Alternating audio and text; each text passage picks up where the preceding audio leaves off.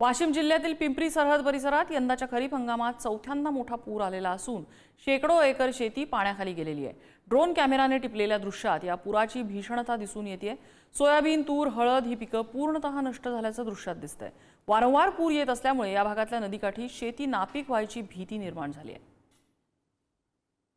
पंडित साहेब, आपल्या मतदारसंघातला मी एक शेतकरी बीडमध्ये अतिवृष्टीमुळे पिकं उद्ध्वस्त झाले आणि शेतातल्या पाण्यात उभं राहून एका शेतकऱ्याने आमदारांना आर्त हाक घातली।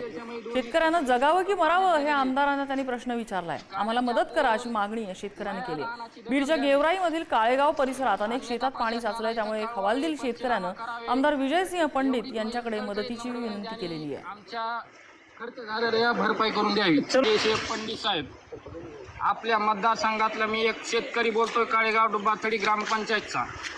आमच्या गट नंबर 21 या इथं अक्षरशः 2 एकर सोयाबीन टोटल पाण्यात गेलेली, कारण की आपण माया रानाची दखल घ्यावी, अन्यथा प्रशासनाला इथं कळवावे, पंचनामा करावे, एवढीच मी कळकळीत नम्र विनंती आणि आमच्या खर्च झालेल्या भरपाई करून द्यावी।